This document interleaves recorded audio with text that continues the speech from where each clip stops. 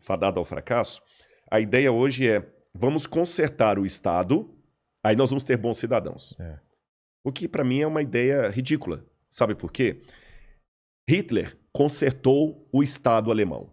Hitler pegou uma Alemanha... Se eu avaliar Hitler do ponto de vista administrativo, econômico, político, Hitler merecia um prêmio Nobel. Só que o camarada... Como quase ganhou. Quase ganhou. Só que o camarada era um demônio. Porra! Pô, 6 milhões de judeus nas costas dele. Não tem uma figura mais próxima do demônio do que Hitler. Mas só que ele não deu um tiro.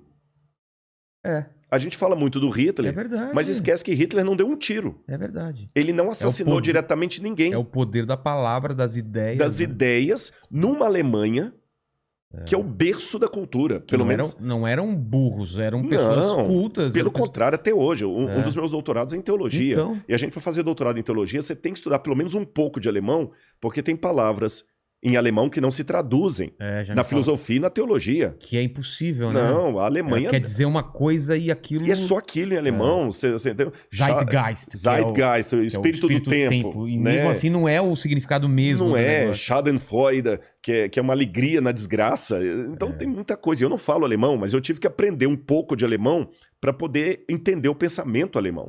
Senão não dá nem para dialogar com os filósofos alemães. E a Alemanha nos deu Heidegger, Goethe, Wagner, Nietzsche. Olha, isso eu não fui nem para a área das... Falei de Wagner, mas nem fiquei muito na área das artes, só da filosofia. Hegel. Então, quer dizer, a Alemanha, apesar de toda essa influência intelectual, de peso... Foi levada por um cara... Foi levada por um cara que nem alemão era, medíocre. Você entendeu? Medíocre, como pintor. Exatamente. Fracassado. Frustrado, né? Baixinho. Ruim de cama, porque até com as mulheres ele tinha problema. Ele contraiu sífilis na juventude, nunca conseguiu se recuperar com aquilo. O Hitler era tudo que você pensa de um cara tapado. E ele conseguiu convencer um país arranjado intelectual.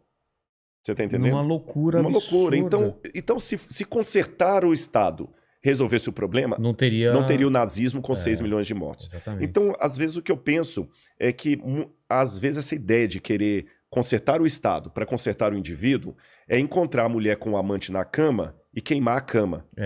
Não vai resolver o problema. Você continua chifrudo do mesmo jeito. Exatamente. Essa cama é o problema. Essa cama é o problema. Eu vou queimar a cama. Aí, vou vender essa cama. Aí ela tá no sofá com o cara. Você tá entendendo? Então não é por aí a coisa. É você colocar o foco em outro lugar e não ver realmente o problema. E por isso que estudando essas coisas, os autores, as propostas, eu particularmente vi mais sentido na proposta bíblica do apóstolo Paulo, que era um cara genial, culto, onde Paulo fala, peraí.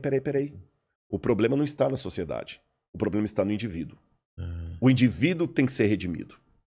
Se você não levar redenção para o indivíduo, você pode dar comida para ele, cultura, educação, tudo, ele vai virar um monstro. E Paulo tinha razões para falar isso, porque ele estava sentenciado à morte por um cara chamado Nero, que teve tudo na vida que Paulo não teve e muita gente não teve. Agripina, que era a mãe de Nero, que sempre papagueava o menino, enchia de doces e balas e tudo mais que você pode imaginar. Estou falando, lógico, de uma figura de linguagem, não tinha doces e balas na época, né? Mas assim, criou um menino, um delinquente, criado ali criou leite com pera, né? Leite com pera. Você tá entendendo? A mulher, desculpa a expressão, seu dando para todo mundo ali para poder fazer com que o filho dele crescesse. Delinquente, você vê o que Tácito contra da vida de César, como ele foi na adolescência, um menino vulgar, criado com tudo ali, e virou aquele monstro. Quer dizer, se o problema fosse a falta de oportunidades, Roma não produziria um Calígula, um César, ou um fraco de um Cláudio. Então, eu prefiro, entre Paulo, o apóstolo, e Rousseau, o filósofo, para mim faz mais sentido Paulo. Sabe por quê? Agora eu vou na questão empírica. E eu vou dar um exemplo até da Segunda Guerra Mundial. Questão empírica. Quando você chega com uma proposta de reformar o Estado para torná-lo melhor, mais igualitário, isto não diminui a população carcerária. Mas quando você joga uma Bíblia lá dentro, você tem um monte de ex-bandidos que agora você pode confiar a sua casa com o cofre aberto na mão dele que ele não faz mais nada. E eu nunca vi gente falando sobre isso como uma coisa real, porque é real isso. Exatamente. É real. É real. E por quê? É isso que tá porque é a transformação do indivíduo. E é isso que eu desafio o pessoal, a transformação do indivíduo. As pessoas não querem se transformar. Isso aqui eu aprendi até nem foi só com a Bíblia, não. Foi com a cultura hindu. A Shinavanda falava, por exemplo, que para a árvore macieira continuar vivendo, ela tem que soltar as folhas dela e as maçãs dela e se deixar renovar pelo outono e o inverno, até a primavera. E ele fala, o ser humano é a única árvore que no outono não quer soltar as folhas. É a metáfora para que não soltar as folhas seria o quê? Não se despir de... Não se despir de preconceitos, de mudança de vida. O máximo que a gente quer é ser melhor cidadão, melhor pai, melhor filho, melhor aluno. Mas a Bíblia fala que eu não preciso ser melhor cidadão, eu preciso ser nova criatura. A proposta bíblica é mais radical, é rasgar o Rodrigo. Por isso que Jesus falou uma vez com Nicodemos, falta uma coisa para você, Nicodemos, você tem que nascer da água e do Espírito. Como nascer da água? Eu vou voltar para a barriga da minha mãe e nascer de novo? Jesus, Nicodemos, aí que tá, meu filho.